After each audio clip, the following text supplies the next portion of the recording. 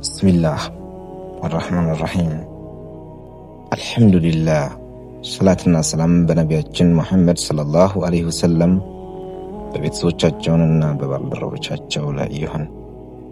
አሰላሙ አለይኩም ወራህመቱላሂ ወበረካቱ። ውድ የሀቢ ቅሬ ቤተሰቦች እንኳን ወደዚህ ጠቃሚ ቪዲዮ በሰላም መጣችሁ። ዛሬ ልንነጋገርበት የምፈልገው ርዕስ በሙስሊም ህይወት ውስጥ እጅግ ታላቅ የሆነ ስራ ነው። እርሱም እስትግፋር ነው። ምናልባት የምትጠብቀው ሪዝቅ አልመጣም፣ ችግር በቤትህ በዝቷል፣ ልብህም ከባድ ሆኗል። ነገር ግን አላህ ለባሮቹ የሰጠው ታላቅ ቁልፍ አለ። ይህ ከእርሱ ይቅርታን መጠየቅ ነው። ስለዚህ ይህ ቪዲዮ እስከ መጨረሻው ተከታተሉ። ምክንያቱም ስለ እስትግፋር ብዙዎቻችን ያላወቅነው ነገር እንማራለን። እስትግፋር ማለት ከአላህ ሱብሓነሁ ወተዓላ ይቅርታን መጠየቅ ማለት ነው። አንድ ሰው አስተግፍሩላህ ሲል ጌታዬ ሆይ የሰራሁትን ስህተት ይቅር በለኝ፣ ወደ አንተም እመለሳለሁ ማለት ነው። እስትግፋር በአንደበት ብቻ የሚባል ቃል አይደለም። ከልብ መጸጸት፣ ኃጢአትን መተው፣ ወደ አላህም በትህትና መመለስ ነው። አላህ በሱረቱል ኑህ እንዲህ ይላል፣ ጌታችሁን ይቅርታ ለምኑ፣ እርሱ በጣም ይቅር ባይ ነው፣ ዝናብንም ያበዛላችኋል፣ በገንዘብና በልጆች ይረዳችኋል፣ አትክልቶችንና ወንዞችም ይሰጣችኋል። ይህ አንቀጽ እስትግፋር የአላህ ምህረትና በረከት የሚያመጣ ታላቅ ምክንያት መሆኑን ያስተምረናል። ውድ ወንድሞቼና እህቶቼ፣ እስትግፋር ቀላል የሚመስል ነገር ቢሆንም በውስጡ ታላቅ በረከቶችን የያዘ ትልቅ ነገር ነው። አላህ ኃጢአትን ማሪ የሆነ ጌታ ነው። ሰው ፍጹም አይደለም። ሁላችንም እንሳሳታለን። ነገር ግን ታላቁ ነገር ከስህተታችን በኋላ ወደ አላህ መመለሳችን ላይ ነው። አላህ በቁርአኑ እንዲህ ይላል፣ እንዲህ በላቸው ነፍሶቻቸውን በበደሉ የኔ ባሮች ሆይ ከአላህ ምህረት ተስፋ አትቁረጡ፣ አላህ ኃጢአቶችን ሁሉ ይምራል። ሱብሃንአላህ ሱረቱል ዙመር 53። ስለዚህ ምን ያህል ስህተት ቢኖርብን ወደ አላህ መመለስ አንተው። እስትግፋር ማለት ሪዝቅና በረካን ያመጣል። ብዙ ሰዎች ሪዝቅን ሲፈልጉ የሚያስቡት ምክንያት ብቻ ነው። የሆነ ምክንያት ይፈልጋሉ። ስራ፣ ንግድ፣ ጥረት፣ እነዚህ ሁሉ ያስፈልጋሉ። ነገር ግን የልብና የህይወት በረከት ከአላህ ነው።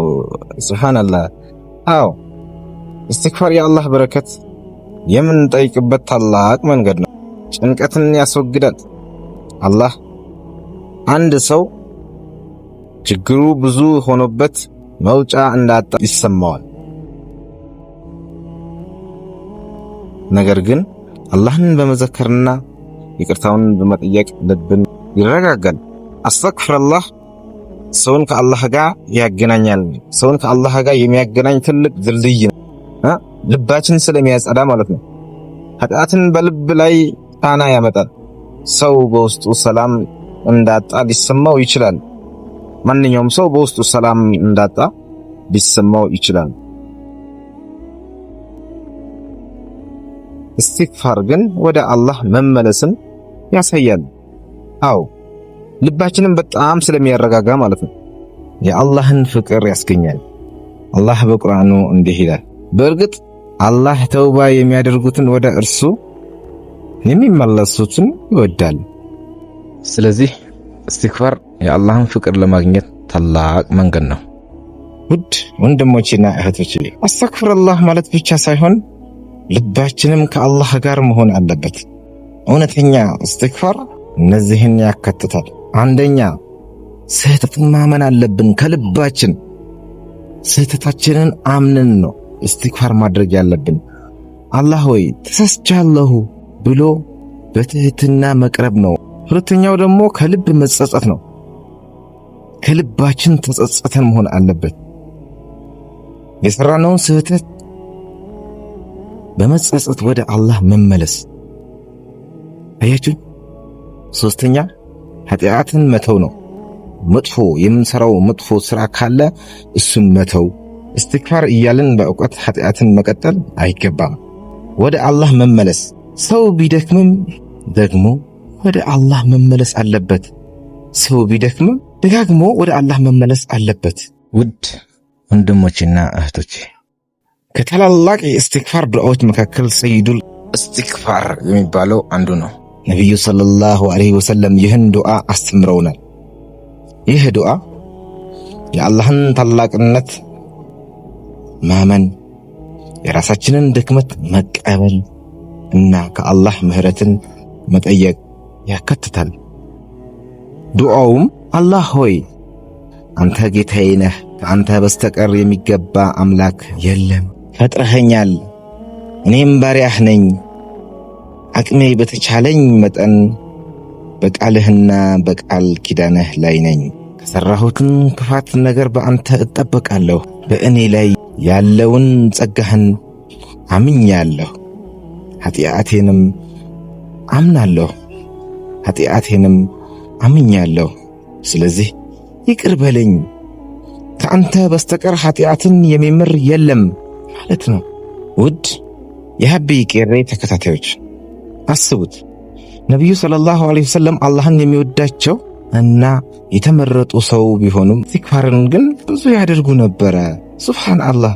ኢብኑል ዑመር ረዲየላሁ ዐንሁ እንደዘገቡት እኛ በአንድ መቀመጫ ውስጥ ነቢዩ ሰለላሁ ዐለይሂ ወሰለም ረቢ ክፍርሊ አቱቡ አለይያ ኢነከ አንተ አተተውብ አልገፉር ብለው 100 ጊዜ በላይ እንደሚሉ አስተላልፈዋል። ይህ ለእኛ ትልቅ ትምህርት ነው። እስትግፋር ለኃጢአተኛ ሰው ብቻ አይደለም፣ የአላህን ቅርበት ለሚፈልግ ሁሉ ነው። አስተግፍሩላህ ቀላል ቃል ቢሆንም በአላህ ዘንድ ታላቅ ዋጋ አለው። ከዛሬ ጀምሮ በጠዋት እስትግፋር እናድርግ፣ በማታ እስትግፋር እናድርግ።